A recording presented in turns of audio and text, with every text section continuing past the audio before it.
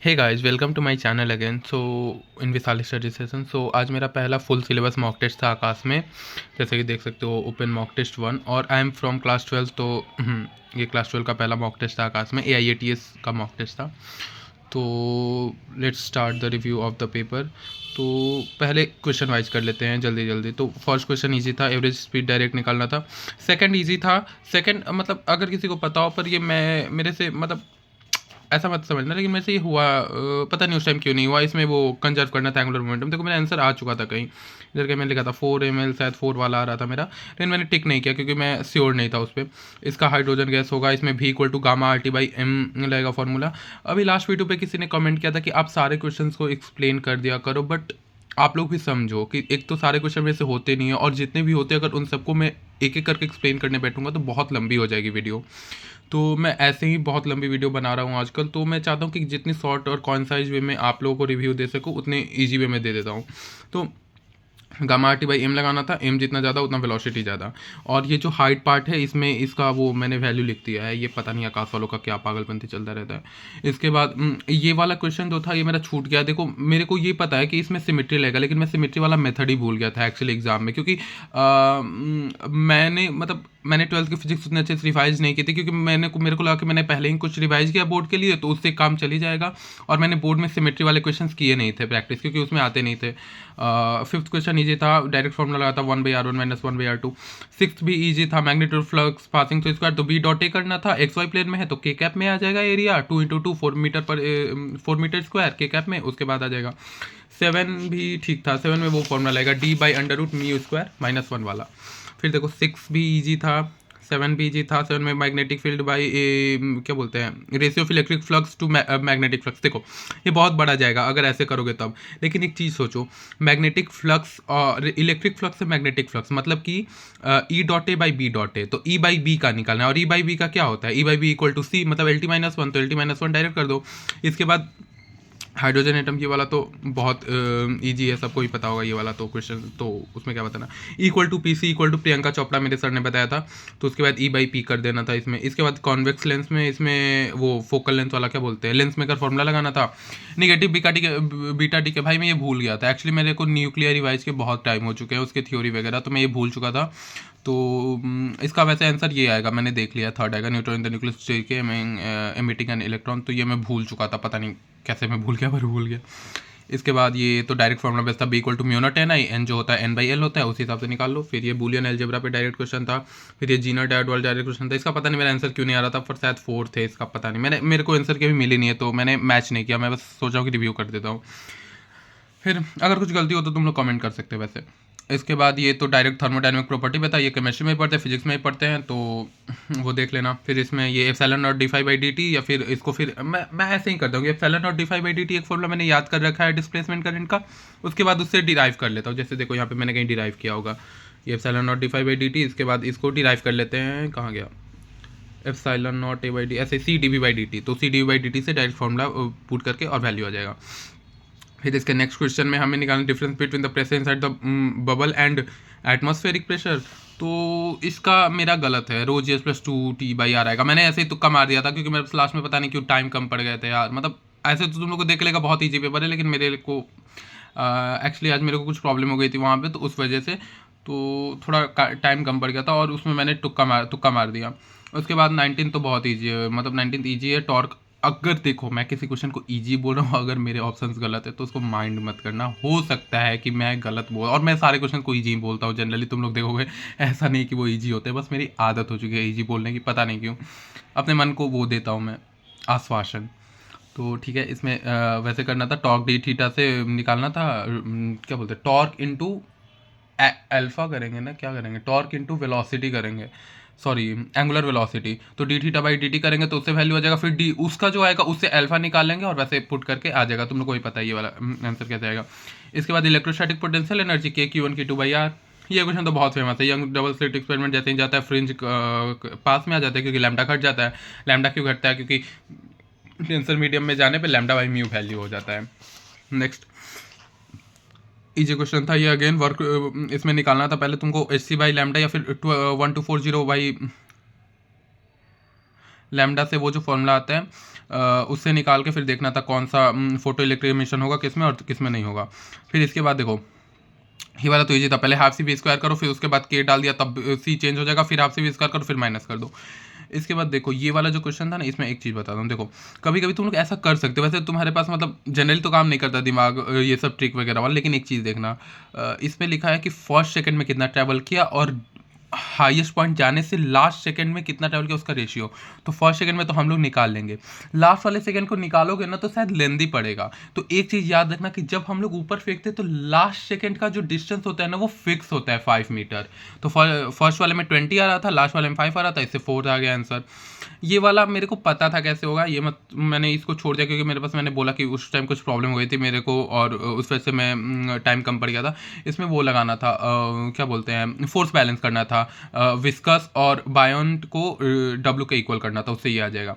इसके बाद देखो ऐसे सी डी पे काटेंगे तो कोई असर नहीं पड़ेगा, ए पी के काटेंगे तो फोर्स डबल, फोर्स बोल रहा हूँ, फोकल डबल हो जाएगा और प्रेशर पावर आधा हो जाएगा, पावर को प्रेशर बोल रहा हूँ सॉरी ठीक है। इसके बाद इसमें तो एलसीआर सर्किट है, आई नॉट ई बाई आर होगा, फिर आर को आधा कर दिया तो डबल हो जाएगा करंट, इसमें कुछ वतना था नहीं। फिर ये वाला भी था, इसमें पहले R Q equal to Q भी ऐसे करके, पहले नहीं, पहले R equal to M B by Q भी, फिर क्यू इक्वल टू क्यू भी में बी का वैल्यू पुट कर दो, आ जाएगा आंसर। इसके बाद इसमें देखो बीटा माइनस बीटा प्लस एक दूसरे को कैंसिल कर देगा, 3 अल्फा है, 3 अल्फा इन 3 इंटू 2 6 कम हो जाएगा तो 84 आ जाएगा। इसके बाद देखो ये आइडियल गैस नाउटिस वन, हाँ देखो इसमें टीवी का वैल्यू निकाला, देखो ये भी मेरे याद करके नहीं जाता, मतलब टीवी वो जो 1 माइनस गामा है, गामा माइनस 1 होता है ना उससे, और वो मैं वहीं पे वो कर लेता हूँ, मतलब डिराइव कर लेता हूँ। बहुत सारी चीज़ मैं याद नहीं करता, मेरे को करनी चाहिए लेकिन यार छोटा सा तो दिमाग है। इसके बाद देखो इसमें वीटी में तो डायरेक्ट एरिया निकाल देना था। फिर ये देखो इसमें म्यूजी को एम के बराबर कर देना था, म्यूजी जो होगा वो देखो 8 प्लस एम कर देना था, मतलब तुम लोग देख ही सकते हो। इसके बाद इसमें वर्क डन इक्वल टू वो कर देना था, चेंजिंग काइनेटिक एनर्जी, तो उससे आ जा रहा था, ठीक है। इसके बाद देखो ये क्वेश्चन जे का पी वाई क्यू है बाय द वे, 3 ट्रायंगल है, एक कॉर्नर से निकालेंगे, 2 का जो होगा वो 0 हो जाएगा और तीसरे का moment of inertia perpendicular draw करके पहले वो वैल्यू निकालेंगे, उसके बाद निकाल लेंगे, ठीक है।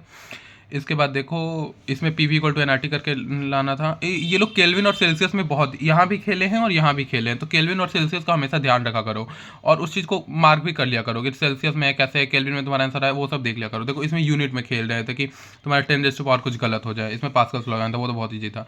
इसमें mu minus 1 equal 1 into A equal to mu minus 1 into A करना था, क्योंकि डिस्पर्सन विदाउट डेविएशन का केस है, उसके बाद आ जा रहा था वैल्यू। ये तो बहुत फेमस क्वेश्चन, ये बोर्ड में ही प्रैक्टिस किया था मैंने, ठीक है। इसके बाद देखो ये निकालना था, ये इन्हीं का क्वेश्चन, ये मतलब इनके किसी पेपर का क्वेश्चन है जो मैंने प्रैक्टिस किया था।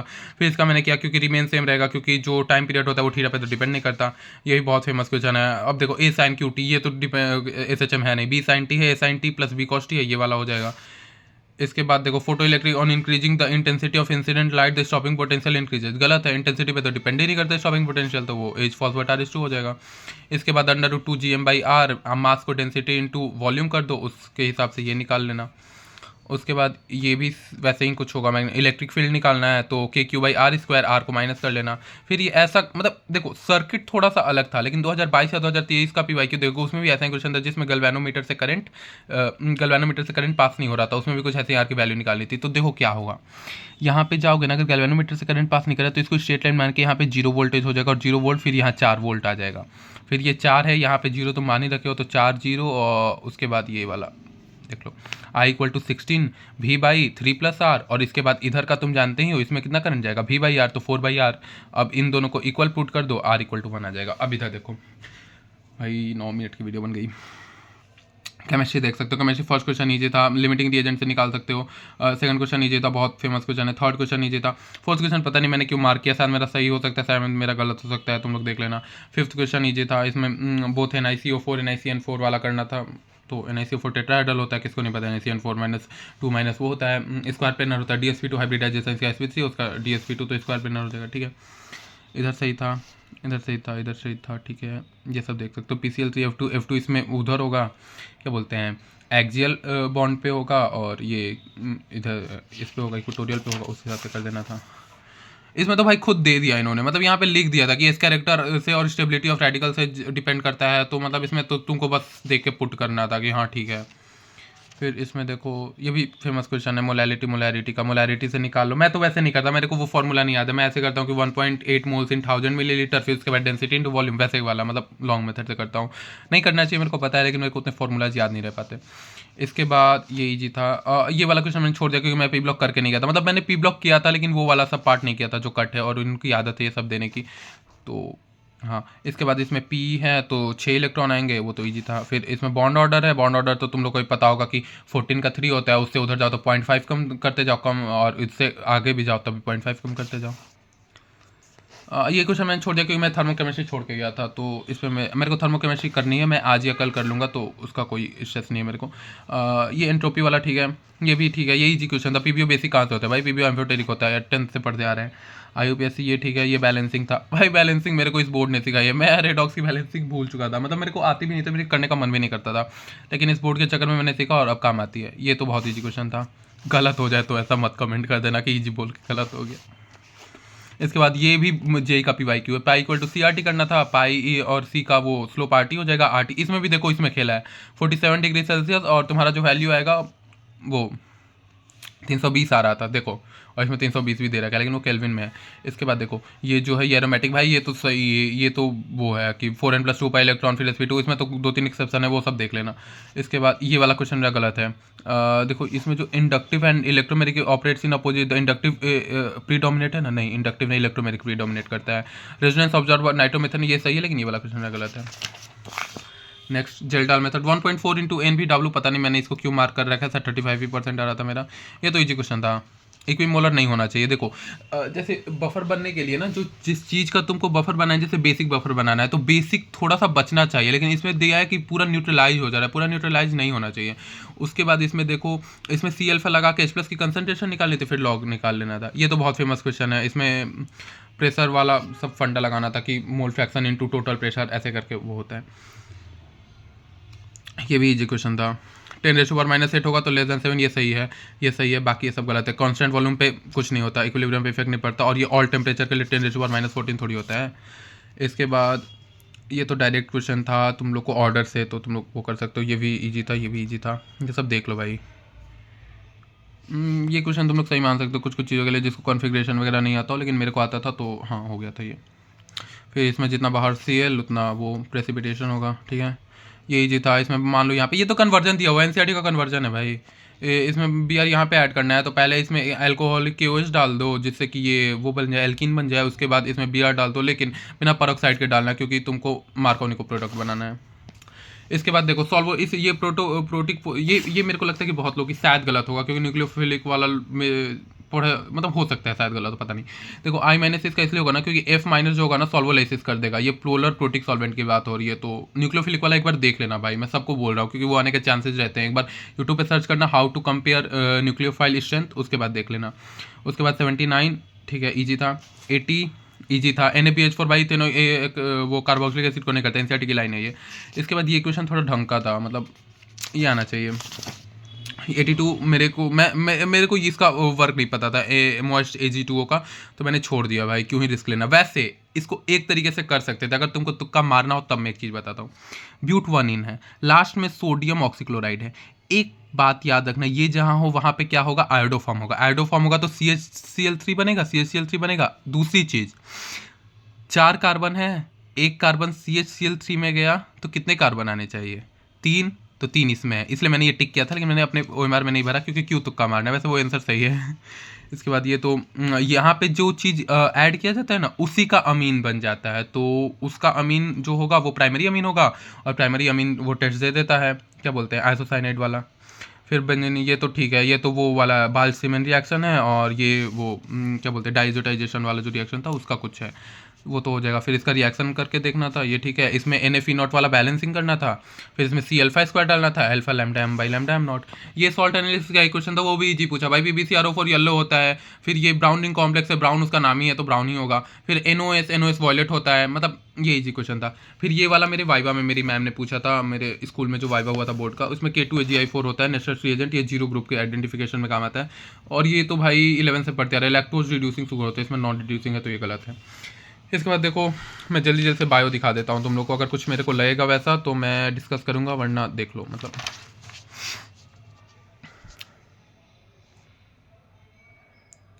देखो ये क्वेश्चन तुम लोग को ठीक लग सकता है शायद, वैसे वो देखने में बड़ा है, वो कुछ होता नहीं है देखन में लागे बड़ घाव करेगा, पता नहीं कुछ ऐसा कुछ मैंने सुना था, वैसा ही है वो। इजी था ये वाला, मेरे को पता नहीं क्यों डाउट था, इसके साथ एक्सटर्नल पता नहीं क्या है, उसका आंसर मैंने देखा नहीं है, लेकिन ये मेरे को अभी भी डाउट ही है। इसके बाद देखो ये इसका आंसर 4 होगा, बस ये मैंने किया था कि formation of plasma membrane during cytokinesis, वो पता नहीं क्यों मार्क किया था, इसका आंसर 4 ही मैंने मार्क किया है, तो ज़्यादा सोचना मत इसमें। G2 में जितने सेमी ऑटोनोमस ऑर्गेनेली होते हैं उनका वो होता है। इसके बाद देखो हाँ, प्रोटोप्लाज्मिक रेस्पिरेशन प्रोटीन कराता है। इसके बाद तो ये तो हो गया था इथाइलिन, फिर ये देख लो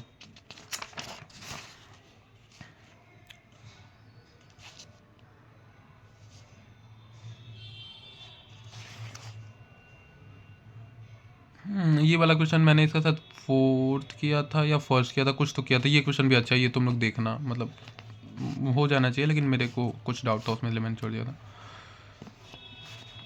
बाकी तो देख लो यही था। ये क्वेश्चन मेरा गलत है, इसमें माइलिनेटेड फाइबर ट्रैक होगा, मैंने बाहर आके एनसीईआरटी में देखा था और मेरे को थोड़ा लगा भी था कि वो क्वेश्चन गलत हो सकता है। अब मेरे को वो लाइन, अरे यार इतनी लाइन कैसे याद रहेंगे, मतलब याद रहनी चाहिए, लेकिन मतलब इंसान ही तो हैं, तो हम लोग क्या कर सकते हैं, बस रिवाइज कर सकते हैं। फिर ये क्या है, long snout with sharp point, मेरे को नहीं पता है, सीरियसली बता रहा हूँ, मेरे को नहीं पता है। अगर किसी मजाक मत उड़ाना इस चीज़ के लिए, तो मैंने देख लो वो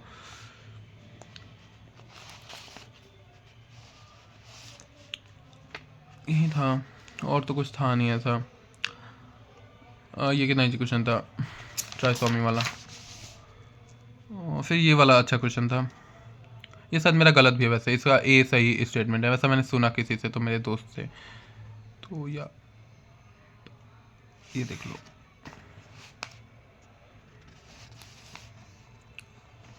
कि इंडस्ट्री एनिमल वैसे एनसीईआरटी में नहीं है, लेकिन ये याद कर लेना किसको बोलते हैं। ये सही क्वेश्चन था, ये पेडिग्री अच्छा देते हैं आकाश वाले। अगर पेडिग्री सॉल्व करना हो आकाश के पेपर से करो, किसी को करना हो सब आकाश के पेपर से पेडिग्री सॉल्व करो। They give the most beautiful questions of pedigree ever I have seen, मतलब इन रियलिटी। तो ये है, तो यही था मेरा पेपर। ओवरऑल पेपर इजी था, एफटीएस से तो बहुत इजी था भाई पेपर, और इसमें कोई डाउट नहीं है।